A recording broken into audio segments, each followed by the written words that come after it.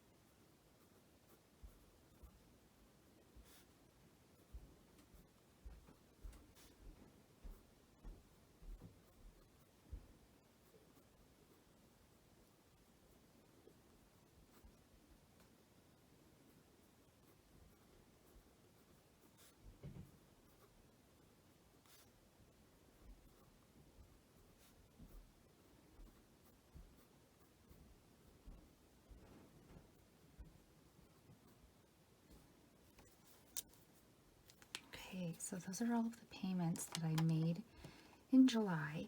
There's a lot of them, but there's an explanation for it, but I think I'll sort of try to explain everything all at once at the end. So now,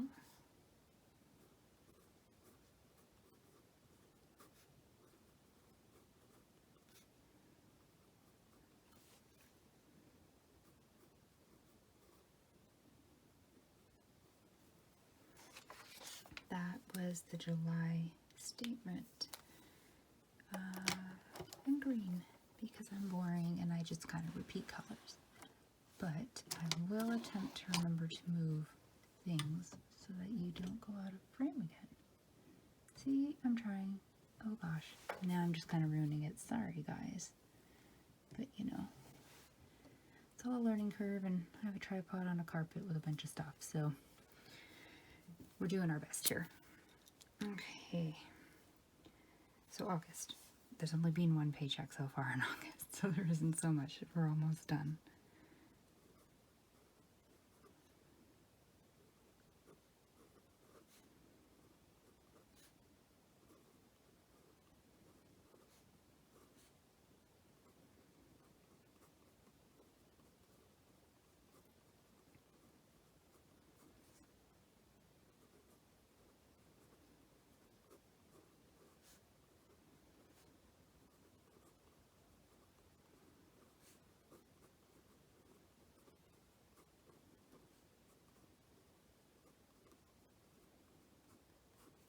Okay, and this brings us up to date. I have another paycheck coming up this Friday, which will have me filling in, obviously, right there. But I think I found a way to be able to make my final 2 payments all from that one paycheck. We'll go over it when I do my budgeting video, though, on Friday. Yeah, but right now I'm sitting at a balance of $790 and change. I think it's like 90 cents or something. So I'm like this close, you guys. I'm so close to getting this paid off. Yeah, okay, so I said that I would explain this a little bit. Here we go. Let me make sure it's in frame. Oh wow, cheapers. Okay, so I started off the very beginning of January at $10,004.86 owing. I used the spreadsheet that I found online that does all the math for me, and I calculated out with what my interest rate was and what the debt was and how long I wanted to take to pay it off, what my payments would be. So I did the math based on if I wanted it paid off in a year and a half, 2 years, 2.5 years, 3 years, and I think I even went up to 3.5 years, because my idea was that yes, I wanted to pay it off as quickly as possible, but if there was a paycheck where I couldn't make sort of the highest payment that had calculated at so that it would be paid off in a year, I wanted to know, well, what's the next step down that at least if I make that threshold of a payment, I'll have it paid off in a year and a half. And then I sort of figure over the span of the year, or however long it takes to pay it, it all kind of balances out. I mean, it makes sense in my head. It probably actually doesn't to people who know math, but in my head, it makes sense, and that is where I live. So there we go. So it calculated out originally as every payday I had to be able to make a payment of $374.69, hence that amount. And then I like keeping track of the interest and the disability premiums that get charged back every month. Just because, for one, I like to see how they get smaller as the months go by. And also, it's just to remind me that just because I put $374.69 on doesn't mean that that full amount actually comes off of what I owe, because I keep getting these other amounts charged back, which sucks, but whatever. I can't control the banks. So I ended January owing $9,709.17. February, you can see, so I did the first original regular payment at $374.69, but then I went down to a smaller payment, and that was like the next threshold down for if I wanted to pay it off in a year and a half, because February was pre-plague times, and I was going for a weekend away for a friend's bachelorette, and so I needed more cash flow to be able to pay and not use my credit card for the things that were going to be happening that weekend. And then I somehow ended up with $100 extra on hand. I think I didn't spend as much on the weekend away as I was anticipating. I think that's what it was. And I promised myself that any extra money I kind of came across, or I don't know, stumbled into, if we ever managed to stumble into money, I would put onto the line of credit. So then it just keeps going. Regular payment at the smaller amount, and then regular payment at the higher amount, and then one more at the regular amount. March, I was on 2 weeks of self-isolation because I got exposed to somebody who had traveled and come back into the country and didn't self-isolate themselves. And I work with seniors, so we had to be really careful. So it was kind of normal. I wasn't making any extra payments because the world seemed to be ending, and I didn't know if I was going to need more cash flow in case of some sort of an emergency. So I was being a little bit more cautious. But then in April, I got a GST check, which had been bumped up by the government. I'm in Canada, and they bumped it up to help people who were struggling because of COVID. So I put my GST check on there, and then I had my tax refund, which was a whopping $1,800. It was amazing. It was actually a little bit more. It was like $1,826. So I kept the $26 and bought myself some really awesome sushi, and the rest I put onto the line of credit. And I cried a little bit because I really wanted to spend it on something fun, but you know, goals. And then that right there with the GST check and then the tax refund brought me down to owing $5,181.70, which was freaking amazing. And then May, it was just pretty normal. I had regular payments. This is when I started doing an extra payment per month. I realized that if I paid an extra $50 per month, that would, you know, be a small amount in my cash flow that would really only impact like my groceries, because I also realized in May I had no life thanks to COVID. So I might as well put the money towards something more important, and it would get it paid off even faster. So I started doing that. And then I'm signed up for Ebates. I don't know if you guys do Ebates or not, but that's right down there. I got my Ebates check, and it's only $16.49, but again, it went to the whole, any extra money I get is going on to the debt. And then you can't see it on screen, and I can't move things very easily. So there's one more line down there. Starting in June was the extra payment is $25, because I came up with the idea in May for doing the extra payment in the latter half of the month, and I really wanted it to be $50 a month. So I just put it all $50 coming from one paycheck. But after that, I wanted to split it to make it a little bit easier. So 25 extra off of each paycheck seemed a little bit more manageable. And I know to some people $25 is not a lot, but to me it can make a big difference. Yeah, so then it's just regular payments. I got a gift from my parents of $250, which was amazingly sweet of them. They actually really kind of wanted me to put it onto my Visa, because that was the month I had massive car problems and had to spend almost $2,000 on repairs. So my Visa card all of a sudden had a balance. But I'm so dedicated to getting this line of credit paid off that I was like, screw it, I'm putting it on the line of credit, and then I'll figure it out later. And then July was insane.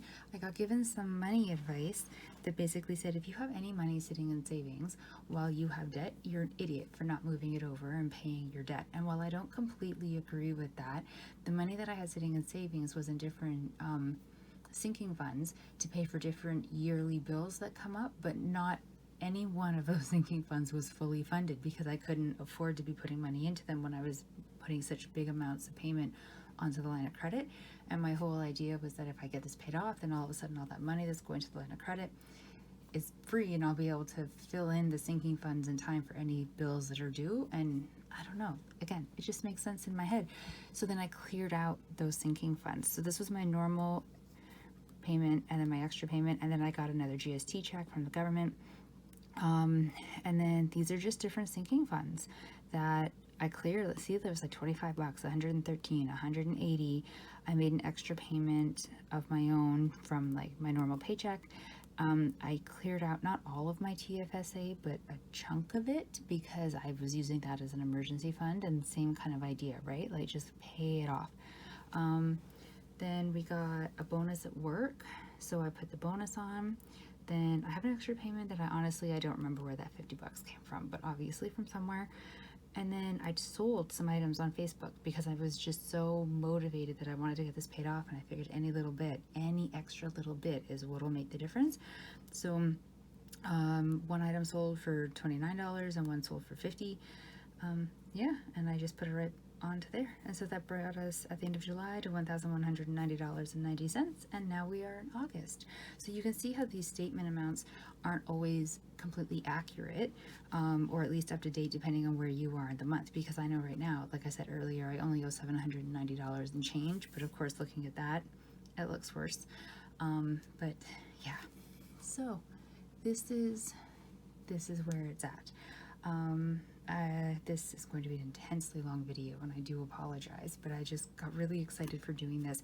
I'm gonna wait until I finish off the last couple lines showing that I got it paid down to 0, and then I'm going to decorate it, which will also give me time to figure out something to do with these stickers, because you can see like they're coming up. It's not good. Maybe once the books close on them for a bit they'll stick down, but I didn't really love them when I put them down. I just didn't have enough in the lettering that I liked to be able to spell out the words I needed. So I'll see what I can come up with. But yeah, this is it, my line of credit debt tracker in progress. Yeah, I don't know how to end these very well. So that's it. I will see you on the weekend. Well, not really see you, but you know what I mean. I'll be chatting to you on the weekend while I do my monthly budget, and I hope you're having a great one. Bye.